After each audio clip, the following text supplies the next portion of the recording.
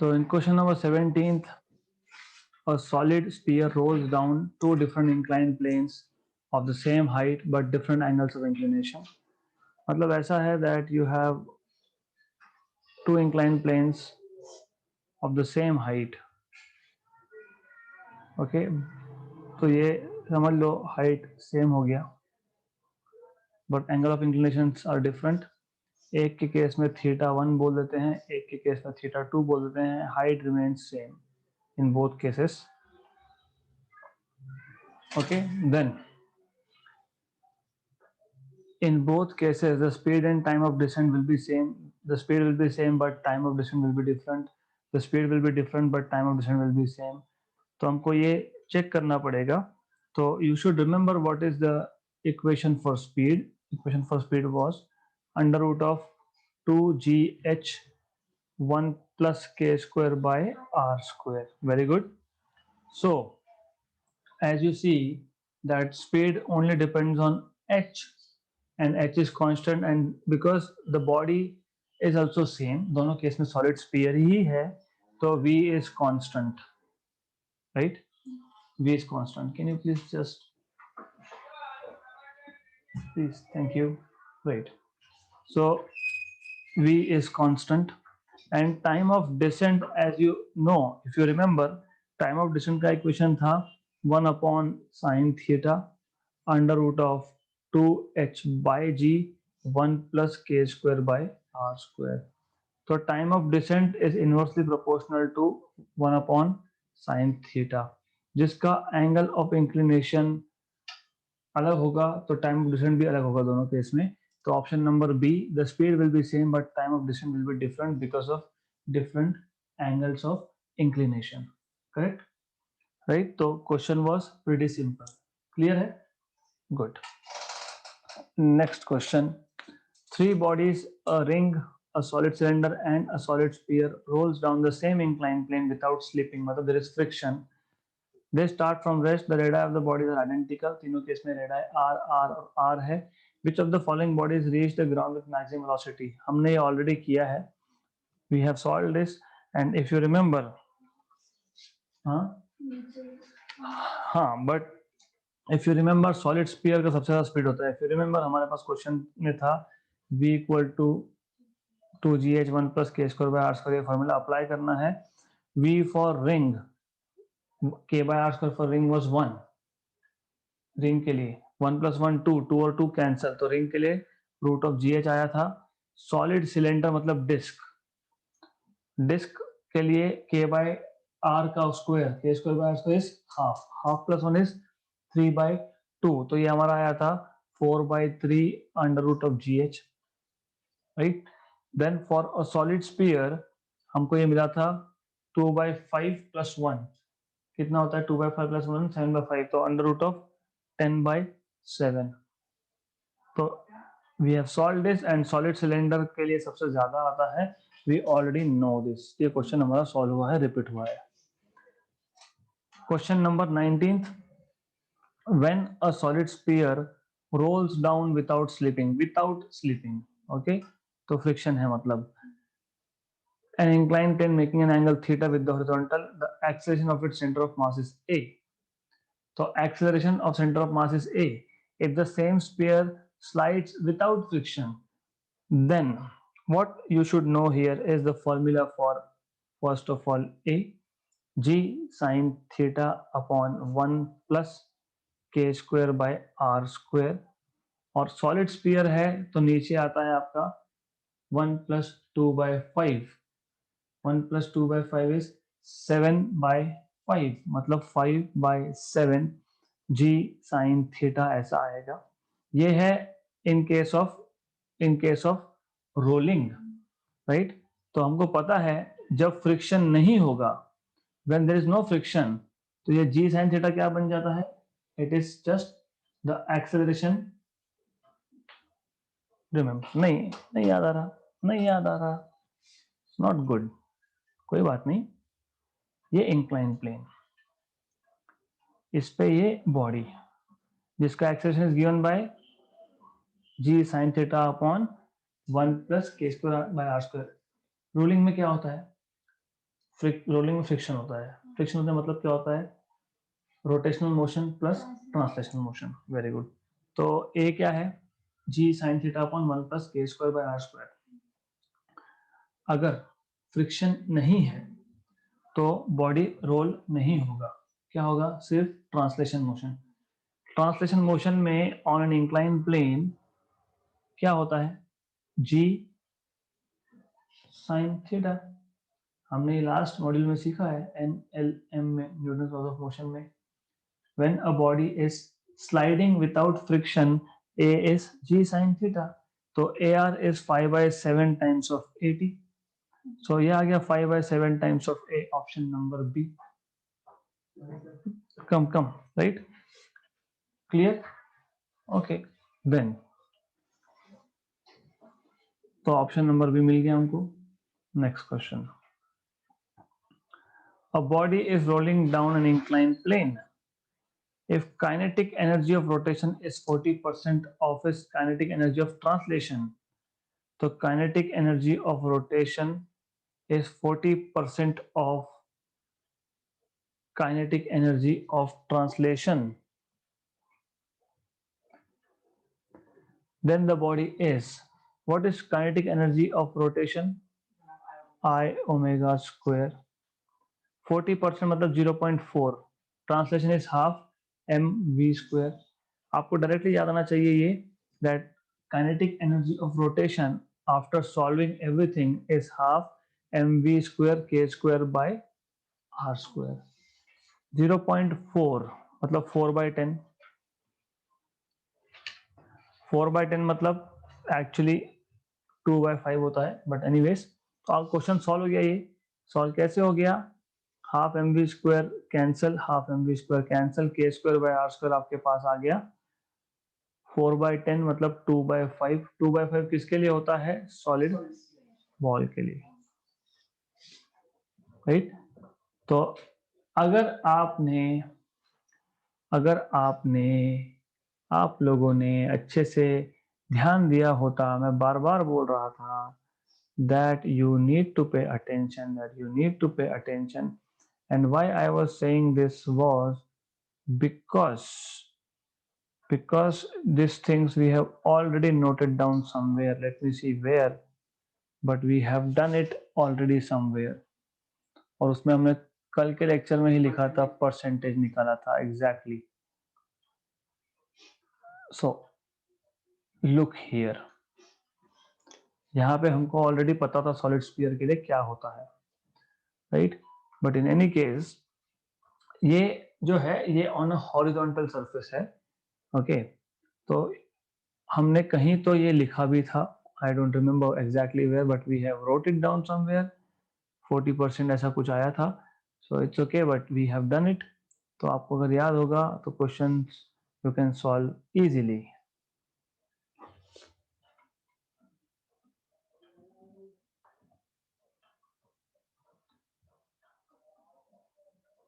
Okay, next question. The moments of inertia of two rotating bodies A and B are IA, IB. IA is greater than IB ऐसा बोला है। If the angular momentums are equal, तो LA and LB are equal, then if you remember, मैंने आपको kinetic energy का formula directly in terms of angular momentum लिख के दिया था, याद है, what is linear, L square by twice M, क्योंकि काइनेटिक एनर्जी लीनियर में क्या होता है, P square by twice M, यहाँ पे होगा L square by twice M, twice I, right right right right right, तो ट्वाइस आई आएगा यहाँ पे एंगुलर में। तो if you remember, okay, the moment of inertia of two rotating bodies are दिया हुआ है। If you remember, kinetic energy of rotation is equal to L square by twice I. L अगर constant है तो rotational kinetic energy is proportional to 1/i, right. तो जिसका ए ज्यादा उसका kinetic energy of rotation कम. तो kinetic energy of A, rotation A is less than B. कितना simple है. नहीं तो अगर आप एग्जैक्ट सॉल्यूशन करने जाओगे, if you don't remember this, if you don't know this, तो उस केस में क्वेश्चन लंबा पड़ जाएगा सॉल्व करने के लिए. पर होता है वो.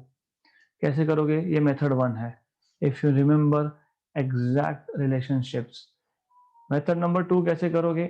मेथड नंबर 2 में आप बोलोगे ठीक है, kinetic energy of A divided by kinetic energy of B, that is equal to half I omega square upon half I omega square, omega A B and B. Correct. फिर हमको omega का information है कि हमारे पास नहीं है. फिर क्या करेंगे? If you don't have omega information, then if you don't have information of omega, then what is angular momentum? L equal to I. L equal to क्या है? I omega. फिर L कांस्टेंट होने की वजह से आप बोलोगे I ओमेगा इज कांस्टेंट, मतलब आप बोलोगे I is inversely proportional to omega, मतलब omega is inversely proportional to I basically. तो omega is inversely proportional to I and then you'll substitute this here. तो already half half is gone. फिर आप बोलोगे kinetic energy of A upon kinetic energy of B is equal to, you will be solving this or you just have to substitute. तो IA by IB और omega A by omega B will be IB by IA का square. बराबर. ये हो गया cancel, है ना.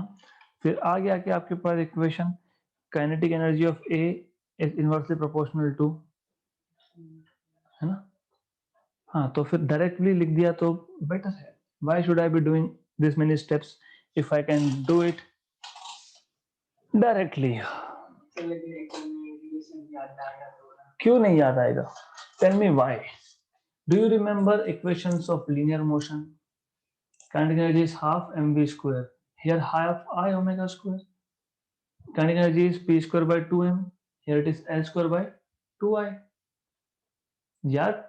याद रखने का तरीका होता है ना, क्यों नहीं याद रहेगा? A man stands on a rotating platform with his hands, with his arms outstretched. ऐसा हाथ लंबा करके खड़ा है वो, stretched arms, holding 5 kg weight in each hand.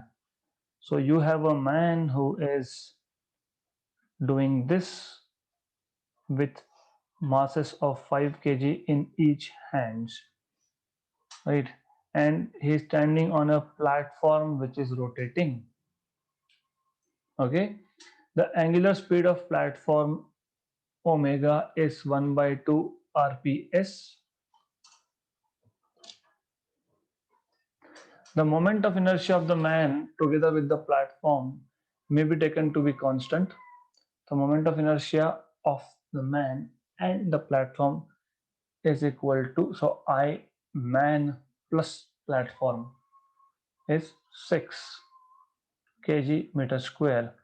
If the man brings his arms close to his chest with the distance of each weight from the axis changing from 100 centimeter, मतलब पहले case में R1 जो था वो 1 metre था, 100 centimetre था. दूसरे case में जब उसने वेट को पास में लाया अपने चेस्ट के, in that case R2 is 0.2 meter. The new angular speed omega 2 will be how much? So tell me, how do you solve this question?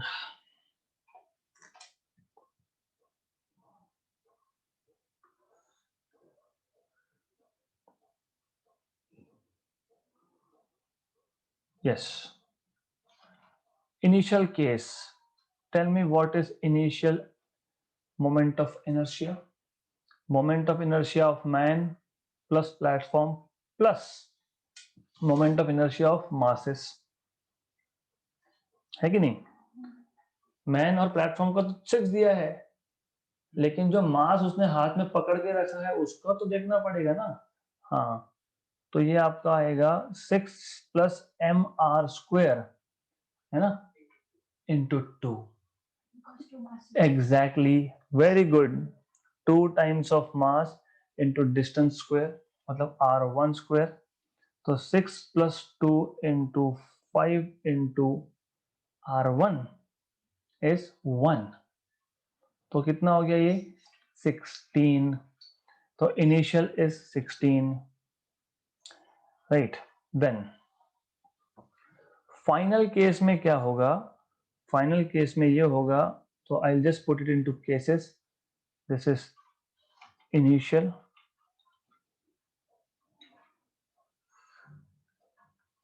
anyways we are going to use another page, so this is case 1, which is initial,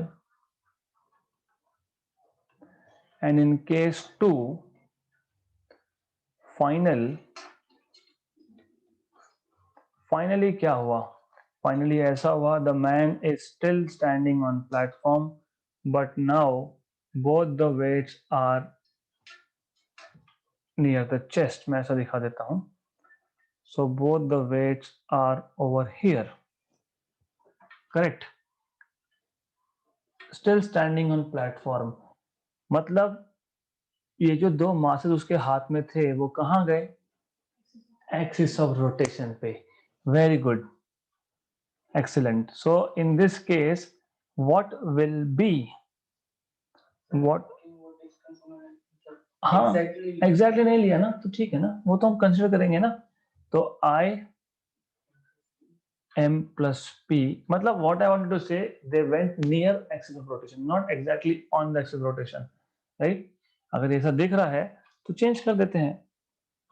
if, ठीक है, if you, we don't want to have any kind of confusion here, ठीक है, so you can say, let us say like this, let us say ये आ गया मास 1, ये आ गया मास 2, ये है आपका axis of rotation, and this is a platform on which he was standing, fine। then in this case I final will be moment of inertia m plus p plus 2 times of mass into r2 square। तो ये है 6, ये है 2, ये है 5, 0.2 का square 4 into 10 power minus 2, 2 into 5 is 10, 10 into 10 power minus 2 is 10 power minus 1, into 4 is 0.4, मतलब total 6.4। Good, okay. But then what we know is, what else we know is, we know that angular momentum is always conserved, right? Right. So using law of conservation of angular momentum, what we can say is L initial equal to L final. L initial is I initial omega initial. This is I final omega final. What is I initial? You have just found out 16. Omega initial की value आपको दे के रखी है 1.2 rps, 1.2 rps। Omega final is 6.4, and this is, ये find करना है हमको, and it is simple, क्योंकि ये है आपका 1 जा 0.4 जा 1 जा 3 जा, तो omega final should be 3, right, rps, right, correct, sure, are you sure about this? Yes, correct है, ठीक है ना, good. So this is how you solve this question, by applying law of conservation of momentum. Two bodies have their moments of inertia I and 2I respectively about their axis of rotation. If the kinetic energies of rotation are equal, so then their angular momentum will be in the ratio. तो यहाँ पे भी तुमने वही करना, यहाँ बोलना kinetic energy is equal to L square by 2I, बराबर. अभी kinetic energy are equal, मतलब K is constant, L square by 2I, मतलब L square is proportional to I. हमको क्या फाइंड करना है, their angular momentums will be in the ratio, तो L2 by L1 square, या तो फिर I am little lazy, मैं बोल दूंगा L is proportional to root of I. तो L2 by L1 का square is equal to I2 by I1. तो L2 by L1 is equal to I2 by I1 का square root. I2 is 2I, I1 is I, तो under root of 2 is to 1, option number B, right. So this is very very simple task, बहुत simple है ये.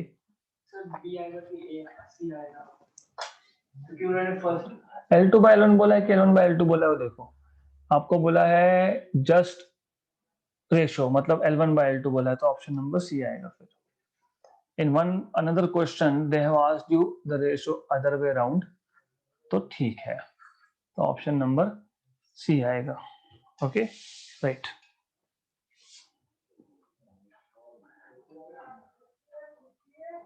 Okay, a wheel of mass 5 kilogram and radius 0.4 meter is rolling on a road without sliding, मतलब there is friction on a road with angular velocity 10 radian per second. The moment of inertia of the wheel about the axis is 0.65 kilogram meter square. The percentage of kinetic energy of rotation in the total kinetic energy is. अगर आपको पता है कि आप wheel को कैसे treat करते हो, कैसे ट्रीट करते हो मतलब do you consider wheel as a disc और do you consider wheel as a ring. अगर आपको ये पता है और अगर आपको टेबल याद है, नहीं याद है तो हम निकाल लेंगे. So if you know that much then you can solve this question easily, but if you don't know that then it is going to be difficult. But in any case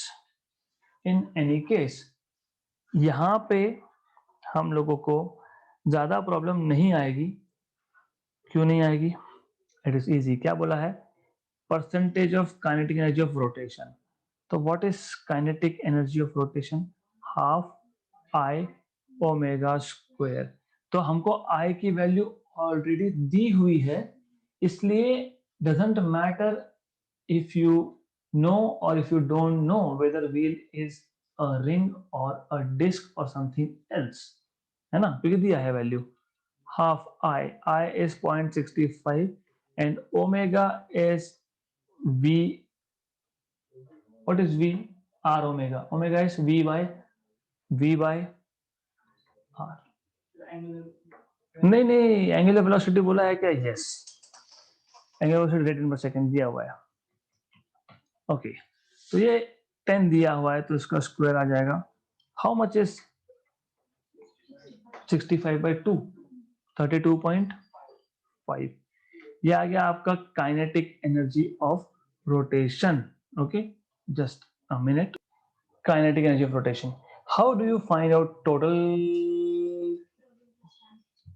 Yes, but do you remember the formula for total? That is what I mean. Exactly. Half mv square 1 plus k square by r square. So that is the reason why I was writing v equal to r omega, because I will need it here. Okay, so half m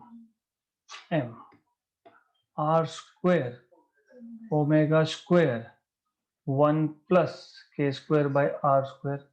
फिर multiply करो, फिर ये करो, फिर वो करो.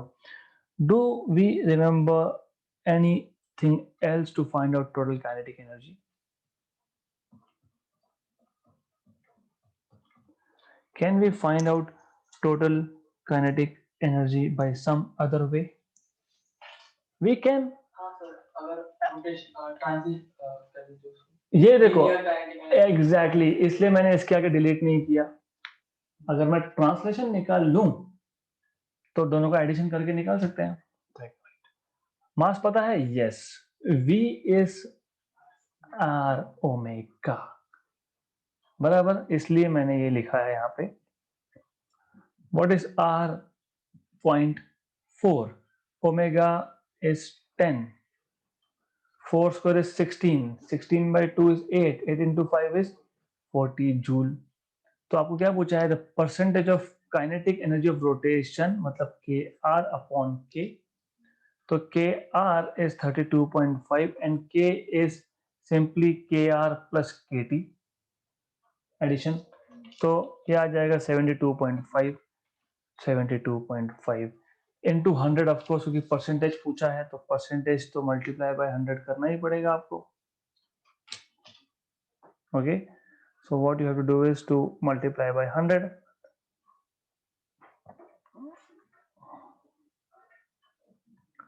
वैसे हो गया सॉल्व, ये ओरल ओरल है ये अब। हाँ, ऑप्शन नंबर डी 44.8।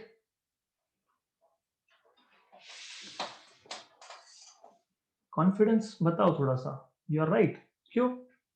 क्योंकि वो जो वैल्यूज है वो दोनों नियर अबाउट हाफ है। हाँ, मोर और लेस। हाफ कब होगा?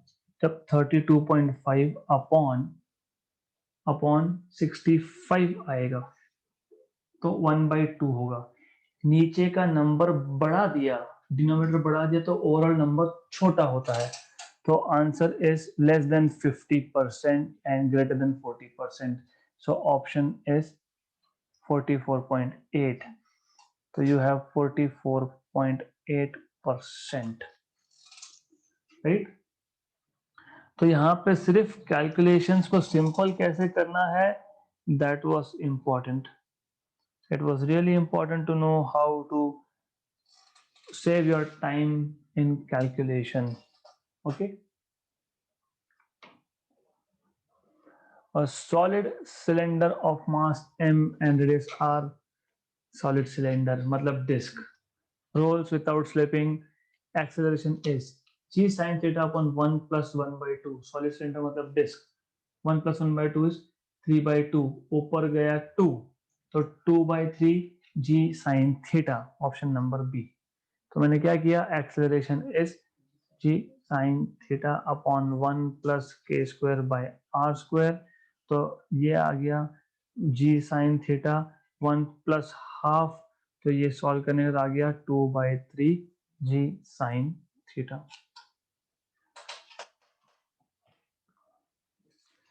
41 क्यों? क्योंकि कल हमने 26 से 40 किए थे, रैपिड टेस्ट था आपका, स्ट्रेस टेस्ट, उसमें। Now angular speed of a rotating rigid body is increased from 4 omega to 5 omega. Percentage change in its kinetic energy is, right. So how do you calculate percentage change in the kinetic energy? सबसे पहले ये पता होना चाहिए आपको। So what you should know is, first thing, percentage change in kinetic energy is K final minus K initial upon K initial into 100. दूसरा, kinetic energy is proportional to omega square. क्यों ऐसा लिखा? क्योंकि के kinetic energy of rotating body बोला है, rolling नहीं है, रोटेटिंग है, मतलब सिर्फ रोटेशनल मोशन है। मतलब kinetic energy of rotation is half I omega square. और सेम बॉडी का स्पीड चेंज कर रहे हो तो आई तो चेंज नहीं होगा, तो आई चेंज नहीं होगा मतलब K is proportional to omega square. मतलब मैं यहाँ क्या लिखूंगा? मैं यहाँ लिखूंगा omega final square minus omega initial square upon omega initial square into 100। Proportion समझ में नहीं आया अगर आपको, तो यहाँ पे आप हाफ आई दोनों में से कॉमन निकाल सकते हो, नीचे भी हाफ आई कर सकते हो, कैंसिल ही हो जाएगा वैसे भी, right.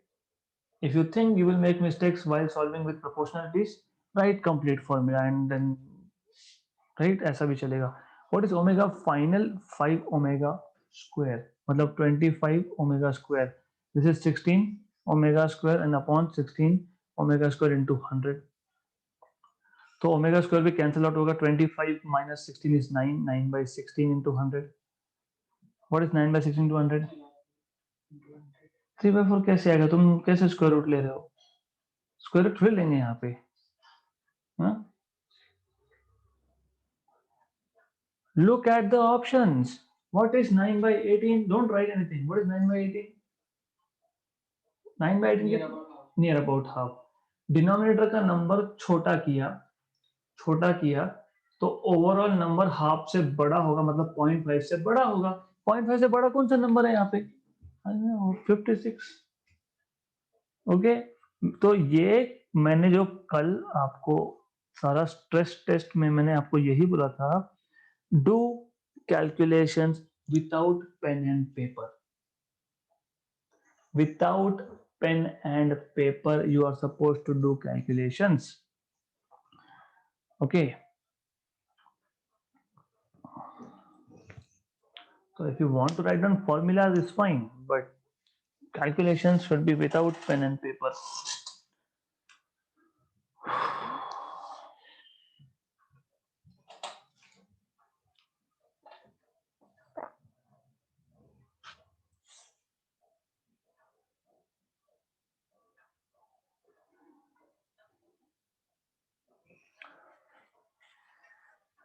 okay two loops p and q are made from a uniform wire the radius of p and q are r1 and r2 respectively two loops है ना two loops p and q radius is r1 radius is r2 their moment of inertia are i1 i2 if i2 is 4 times of i1 then what is the ratio of r2 by r1 कैसे solve करोगे easy है angular momentum को same रहेगा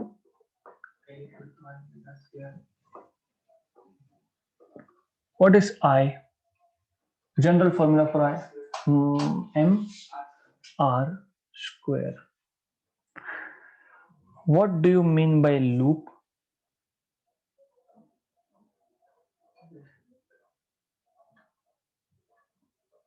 circle हुआ है हाँ circle होगा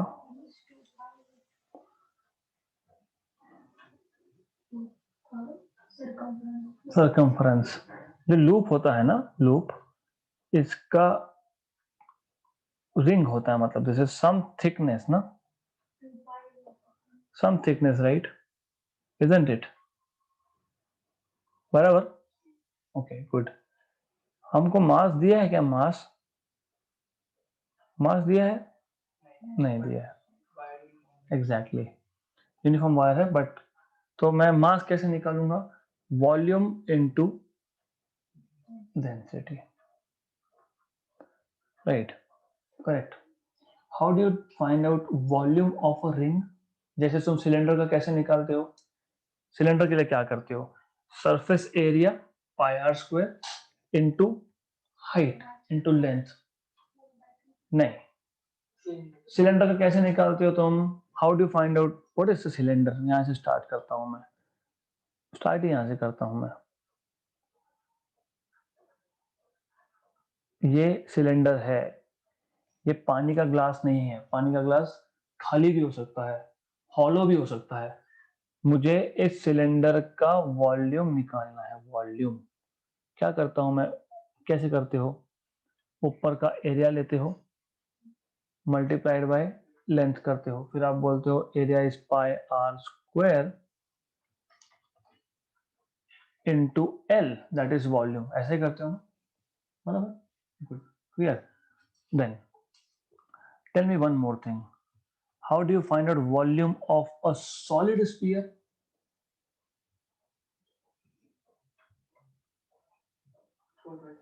4/3 pi r cube अब मेरे पास अगर एक रिंग है, लूप है,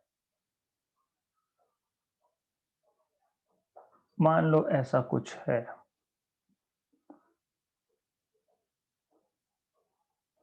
राइट? तो इस रिंग का कुछ थिकनेस है क्या, थिकनेस, और ये अगर r हुआ तो मैं 2 पाई r बराबर मल्टीप्लाइड बाय dA कर सकता हूं क्या? मिल गया volume, 2 pi r multiplied by the thickness of the ring, just cylinder जैसा ही होगा। एग्जैक्टली सिलेंडर जैसे होगा, लेकिन सिलेंडर नहीं है। अगर वो रिंग होता है उसको अगर एक साइड से कट कर दिया, नहीं, पर ये रिंग है, सिलेंडर सिलेंडर है।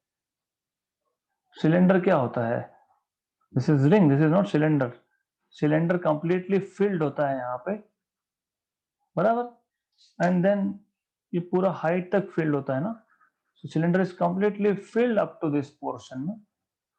तो उसका वॉल्यूम कैसे निकालते हो अभी, पाई आर स्क्वायर, हाँ, क्योंकि उसमें डिस्क लेते हैं हम लोग। खाली ग्लास का कैसे करोगे, सरकमफरेंस 2 पाई r इंटू एल, क्या बोलते हो उसको, सरफेस एरिया, बराबर, करेक्ट। तो समझा गया ये कहां से आया, समझा ये वॉल्यूम कहां से आया? तो वॉल्यूम क्या लिखोगे आप, वॉल्यूम क्या लिखोगे, 2 पाई r into D A, D A is area of the ring, बराबर।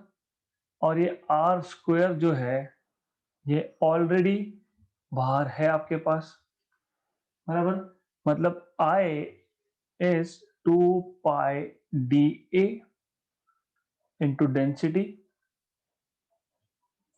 इंटू आर क्यूब, बराबर, क्लियर। मतलब moment of inertia is proportional to R cube, isn't it, right. R2/R1 बोला है हमको, मैं बोल देता हूं I का cube root is proportional to R, मतलब R2/R1 will be equal to I2/I1 whole raised to 1/3, right? Clear? Yes or no? Yes, clear है ना? तो I2 क्या है आपके पास, 4I, या तो I2/I1 डायरेक्ट रेशियो है यहाँ पे, I2/I1 is 4, तो ये आ गया 4 raised to 1/3, 4 raised to plus 1/3, बराबर ना, R2/R1 बोला है ना। Option number B, 4 raised to plus 1/3, correct. तो लूप क्या होता है पता होना चाहिए। कभी वो स्कूल में करोशा क्लासेस हुआ है क्या आपका, एम्ब्रॉयडरी वर्क हुआ है, उसमें 2 लकड़ी के फ्रेम होते हैं circular, that is a loop, और हुक वही है यहाँ पे, correct. So this is how you solve this question. Loop of radius 3 metre,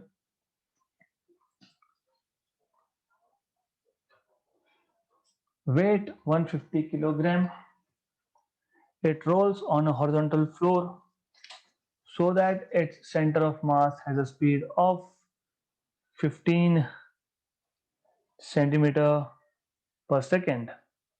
How much work will be done to stop it? देखो ये भी इजी है, क्या बोला है, एक लूप है, वापस से लूप है, मान लो हमारे पास एक लूप है, ये लूप है, okay, this loop is of radius 3 meter and weight 150, and this loop is rolling on a horizontal floor, correct. अब अगर मुझे इसको रोकना है तो मुझे क्या करना पड़ेगा, अपोजिट डायरेक्शन में फोर्स अप्लाई करना पड़ेगा, मतलब अपोजिट डायरेक्शन में वर्क डन करना पड़ेगा, करेक्ट, राइट। तो work done to stop the loop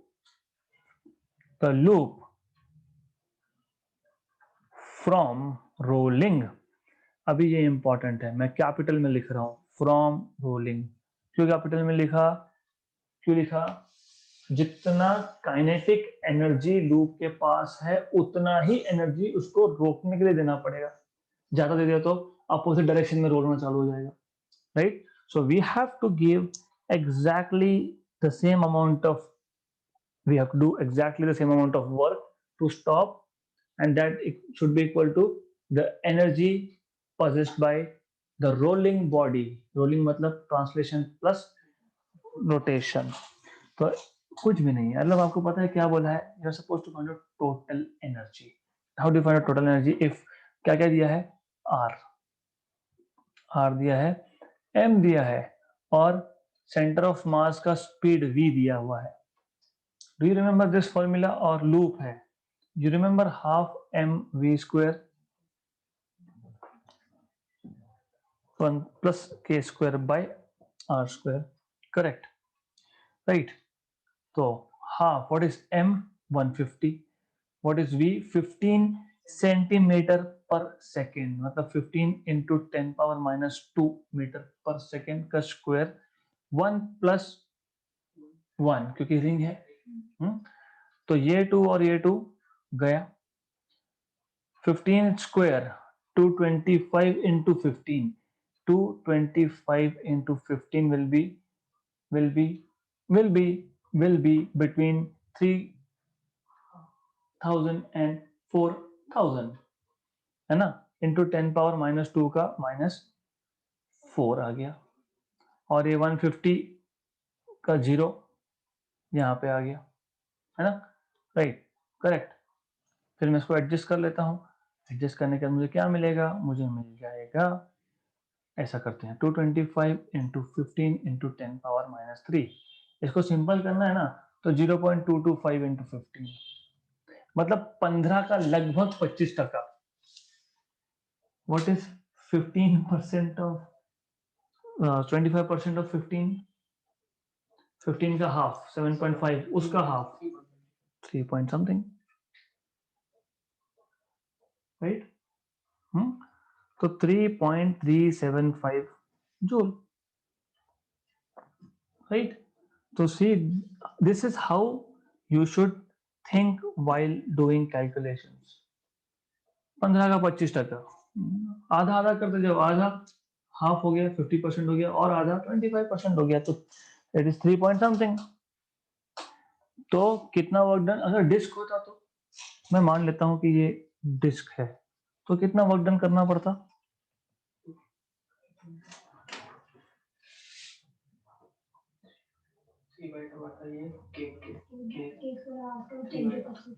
हाँ, तो सिर्फ नहीं है, पूरा वैल्यू चेंज होगा। ये 3/2 बनेगा ब्रैकेट, और बाहर 2 और था 3/4, 3/4 of the given value।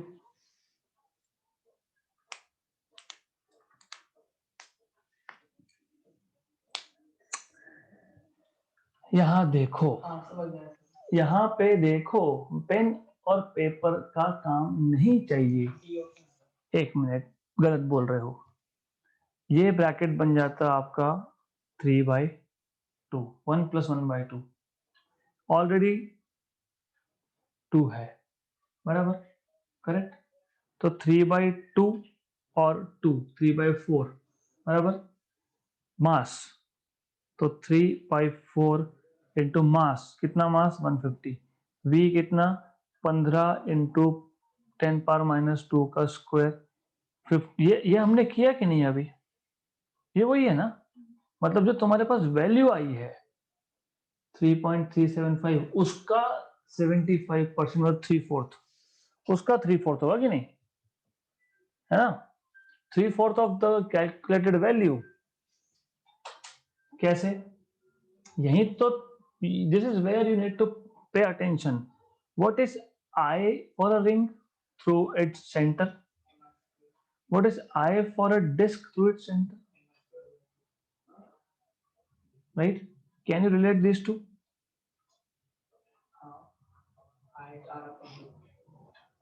हाँ, तो इससे भी आता है, तो ठीक है, अभी वो मैं इन टर्म्स ऑफ आई नहीं बताने वाला अब, फिर वो आई के केस में जाएंगे तो पूरा बहुत कुछ लिखना पड़ेगा वापस हमको. So I will not go into that, but you should be able to do this quickly. 45th, 44th कहाँ गया? Repeat हुआ होगा. A solid cylinder of mass m and radius r rolls from. Just a minute. In the meantime, you solve it. I have to see who is there. Right. So you have a solid cylinder of mass m and radius r rolls from rest down a plane inclined at an angle theta to the horizontal. The velocity of the center of mass of cylinder. Center of mass of cylinder. क्या है velocity of center of mass of cylinder after it has rolled down a distance d? कैसे करोगे इसको find? How do you find this? A solid cylinder of mass m and radius r rolls down an inclined plane at an angle theta to the horizontal. The velocity of the center of mass after it has rolled down a distance d. मतलब normally अब तक हम लोग h height की बात कर रहे थे, अब वो आपको इन टर्म्स ऑफ प्लेन की बात कर रहे हैं. यहाँ पे s लिखा था हमने, उन्होंने इसको d बोला है. तो tell me if u is 0, what will be v? V square equal to, दो तरीके से कर सकते हो, u square plus 2as. u 0 है तो v square equal to 2ad. s is d here, तो v is equal to under root of 2ad. correct? okay, what is a? g sin theta. बस g sin theta, ruling motion है. 1 plus K square by R square नहीं आएगा into D. Correct? तो अभी आपके पास क्या बोला है? Solid cylinder. सॉलिड सिलेंडर के लिए के स्क्वायर बाय आर स्क्वायर कितना आता है? हाफ. हाफ प्लस 1 3/2, और यहाँ पे आपका डी है तो ये आ जाएगा under root of 4/3 G D sine theta. है क्या ऐसा ऑप्शन? डी. तो इंपॉर्टेंट है, इट्स नॉट ऑलवेज कि आपको पूछेंगे about height h, they can ask you about the plane also. तो प्लेन पे भी इन टर्म्स ऑफ वैसे ऐसे I can make it more simpler. चलो ध्यान दो. I don't want you to do this kind of stuff. Okay, I don't want you to have this solution. यहां ध्यान दो. Pay attention here. Do you remember what was v directly? Method 2 in terms of h पता है क्या? इन terms of h क्या था? 2gh 1 plus, हाँ, के स्क्वायर बाय आर स्क्वायर. तुमको याद है क्या ये हमने क्या निकाला था? 4/3 जी एच. पता है? अभी जैसे as she was saying, this is theta. What is sin theta from here? Opposite upon hypotenuse. तो h क्या आ गया? d sin theta. तो क्या आ गया? 4/3 जी d sin theta. Up to you. ऐसा करो वैसा करो. That is more simple, right? So this is more simple. So you have to know basic concepts. हमको सिर्फ यहाँ पे बोल देना d sin theta, मतलब हमको in terms of length of plane and angle of inclination चाहिए था. Right? Simple? Good. Then the ratio of the time taken by a solid sphere and that taken by a disk of the same mass and radius to roll down a smooth inclined plane from rest from the same height. Ratio of time taken by solid sphere to the time taken by disk of the same mass and radius to roll down a smooth no friction. Very good, very good. What was the time of descent, by the way, if you remember? 1 by sin theta. 2 g by h 1 plus k square by r square, right? Okay, good. So ratio of time taken by solid sphere and a disc, है ना, to roll down a smooth incline plane. Roll down भी बोला है और smooth भी बोला है, तो क्या करेंगे? That is the thing which will trouble you a lot. तो इसको स्मूथ को यहां से हटाओ। रोल रोल बोला है तो रोल होना चाहिए, और एंगल सेम था क्योंकि सेम इंक्लाइन प्लेन है, जी कांस्टेंट है, एच भी कांस्टेंट है, क्यों? क्योंकि सेम इंक्लाइन प्लेन है। मतलब time of descent T D is proportional to under root of 1 plus K square by R square, है ना। तो मैं काम करता हूं, I just write down time, not time of descent, okay, correct.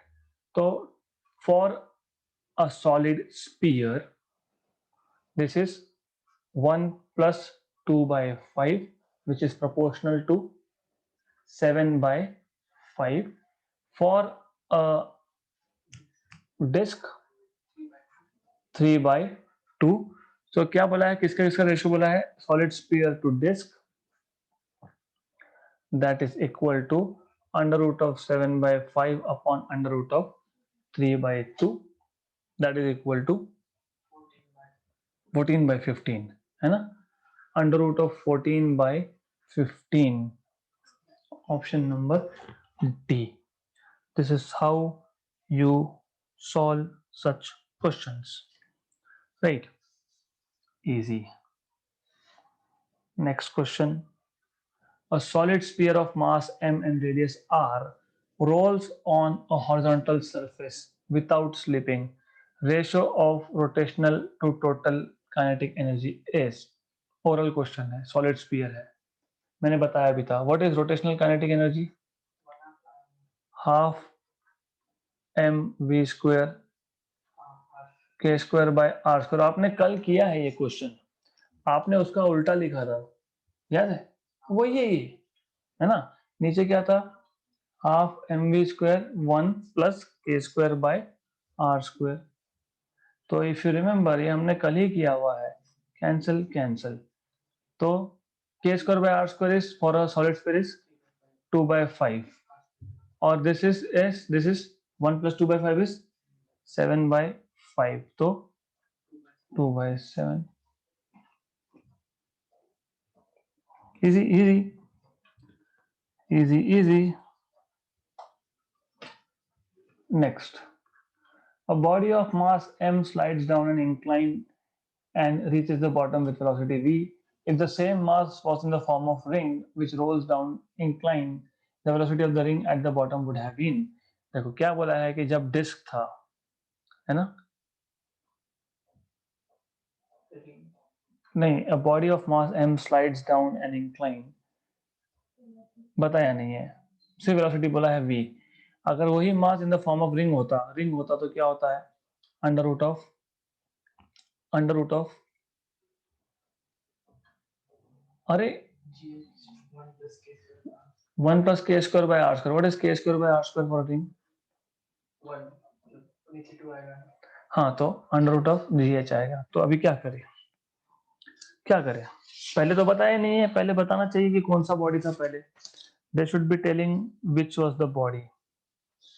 A body of mass m slides, good, हमारी गलती, question नहीं पढ़ा हमने। स्लाइड्स मतलब नो फ्रिक्शन, नो फ्रिक्शन मतलब केस 1 में क्या था? देखो ऐसा है, v square equal to U square plus 2as, no friction, v square और इनिशियल 0, 2a मतलब g क्योंकि फ्रिक्शन नहीं है, तो g और s मतलब h। तो पहले केस में v क्या आया? अंडर रूट ऑफ 2gh, बराबर, करेक्ट। तो मैं इसको तो लिख सकता हूँ कि under root of 2 under root of gh लिख सकते हैं। मतलब लिख सकते हैं क्या ये under root of 2 into V ring, लिख सकते हैं ना। तो v क्या आया? Under root of 2 times of V ring, तो V ring is equal to v by root 2 है क्या? Option number C slides. यहाँ पे ये वर्ड अच्छे से पढ़ना है, ओके राइट गुड। लेकिन यार एक्सीलरेशन जी sin थीटा है। जी साइन थीटा ही है, मैं वही तो बोल रहा हूं। Where you get confused is जब तुम इन टर्म्स ऑफ एच लिखते हो ना, एच लिखते हो ना, तो यहाँ पे सिर्फ जी लिखा जाता है। क्यों? अभी ये इंक्लाइन प्लेन है, इसका लेंथ डी मान लो। आपने इक्वेशन क्या लिखा? v is equal to under root of 2gh, बराबर। What is h? नहीं नहीं, d into sin थीटा। Sine theta is equal to h by D. तो जब मैं h के लिए डालूंगा तो 2g साइन थीटा डी। ऐसा है, आप टॉप लेवल और बॉटम लेवल, ये डिस्टेंस, अगर जब आप सिर्फ इतना डिस्टेंस की बात करते हो ना, so you are talking only about vertical motion. तो वर्टिकल मोशन में अलोंग एच सिर्फ जी लेंगे। जब आप इंक्लाइन प्लेन के टर्म में लिखते हो तब जी साइन थीटा आता है, करेक्ट। तो 2gh साइन थीटा कभी नहीं आएगा, 2gh साइन थीटा नहीं आएगा, 2gd साइन थीटा आ सकता है, बराबर।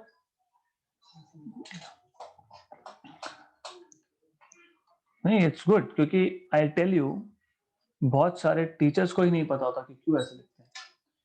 It's very basic, why the body is covering a distance of h in the vertical direction, है ना, एक पॉइंट से नीचे। भले ऐसा भी आया होगा लेकिन फाइनल और इनिशियल पॉइंट में तो डिस्टेंस h है ना। क्यों? g की वजह से।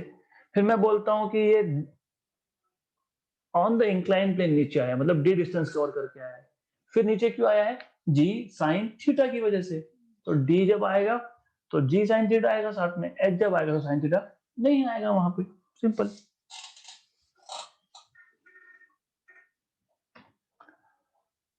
The ratio of radii of gyration of a circular disk to that of a circular ring, each of same mass and radius, around their axis is, simple है। What is radii of gyration of circular disk? 1 by root 2 Under root of r by 2, k square by r square is half for a disk, है ना। For a ring 1, मतलब kd is equal to r under root of r, k square by r square 1 होता है ना, बराबर ना। For ring तो क्या पूछा है? Ratio of disc to ring, तो K D by K R क्या आएगा? Under root of r by 2 की root 2। I don't like this when you do this kind of things. kd by ये square equal to half, ये half आया कि नहीं? Yes. तो जब मैं के डी लिखूंगा तो अंडर रूट ऑफ, मतलब r बाई 2 का रूट आएगा कि नहीं? आएगा। मैं जब रिंग के लिए लिखता हूं तो मैं K R square equal to R square लिखता हूं कि नहीं? करेक्ट, ऐसा लिखते हैं ना, या तो फिर K square by R square equal to 1 लिखते हैं ना, है ना, इक्वल टू 1 लिखते हैं। तो बराबर, इसका मतलब K R is equal to R है कि नहीं? है। तो मैं अगर रेशियो लेता हूं के डी बाय के आर का, तो R by root 2 upon R होगा कि नहीं? तो 1 बाय रूट 2 आएगा कि नहीं? तो फिर ऐसा होता है वो, करेक्ट।